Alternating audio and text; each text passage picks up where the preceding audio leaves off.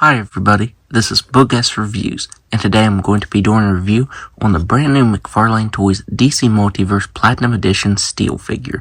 So before we take a look at Steel, let's take a look at the accessories that he comes with. So first up, Steel comes with your standard DC Multiverse base, but he stands pretty well on his own, so he doesn't need that. Up next, he comes with his data file, a nice shot from the comic there. I do wish that this would have been edited to match the appearance of this. I miss when Platinums had unique cards. It really wouldn't have taken much just to edit the color of this cape even, but yeah, as far as I can tell, this is the exact same card that comes with the regular version. And if you want to read his bio, go ahead and pause that now. And finally, he comes with his hammer, and this has some really good sculpt detail to it. The handle is sculpted really well, you get some scratches and dents sculpted in the hammer itself, as well as some rivets sculpted on there. That looks really good, but the problem is, the handle is such a flimsy material. I had Steel originally just posed like this, and you can see how bad the handle has started to warp. If I would have had him holding this down at his side, I guarantee it probably would have been in a U shape. So yeah, this material is very irritating. I'm definitely going to have to find something to replace this handle with, that way it doesn't warp. So despite it looking good, it is super flimsy. So now let's go ahead and take a look at the head sculpt of this figure. So I think McFarlane Toys did a very awesome job on this head sculpt. I like the marbleized plastic that his head is cast in. You can see some light gray paint over top of his head right here and his cheeks as well as his lips. The rivets are sculpted very nicely.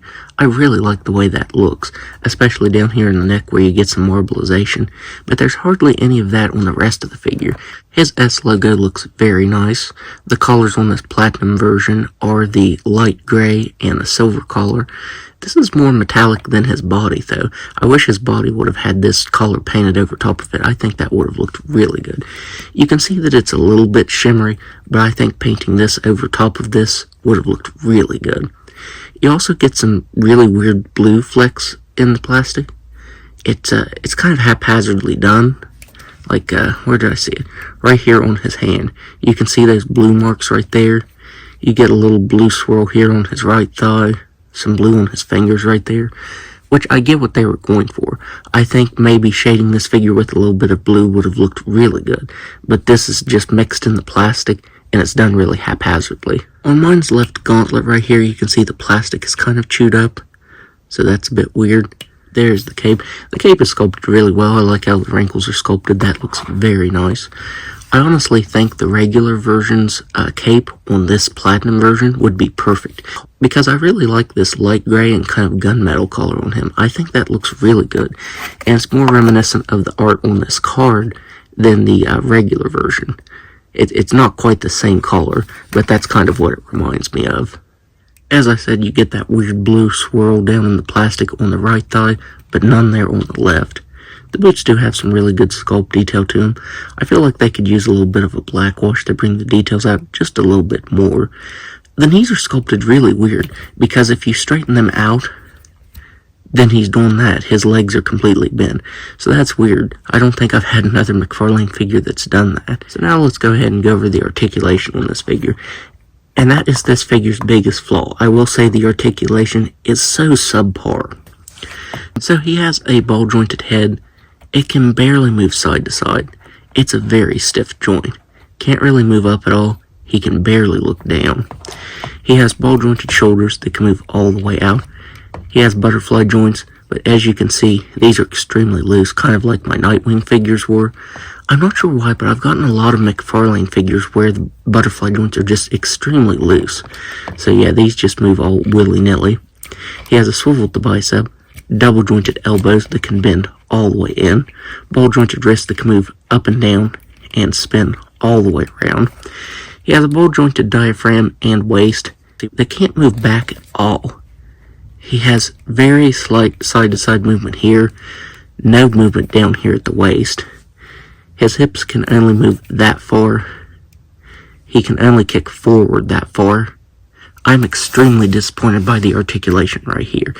So he can't kick forward at all. He can barely kick back at all. He barely has any sort of thigh swivel. He has double jointed knees that can barely move back all the way.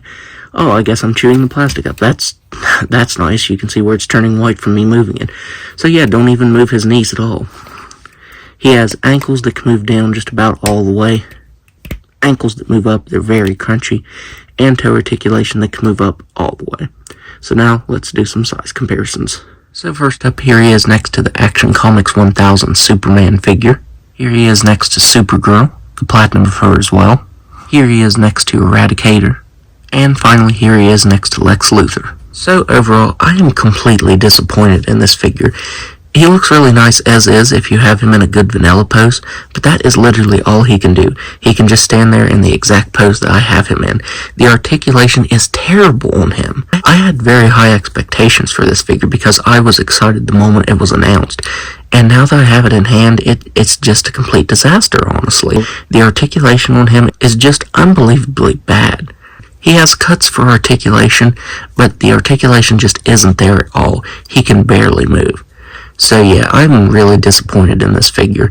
Like I said, he does look good, but that's really all that he has going for him. That's literally all he can do is just stand there in a vanilla pose. So yeah, I know a lot of people were really excited about this one, but I'd recommend just passing on it because it really isn't worth your money. So that's my review. If you like this review, be sure to hit the like button and subscribe to my channel. Thanks for watching.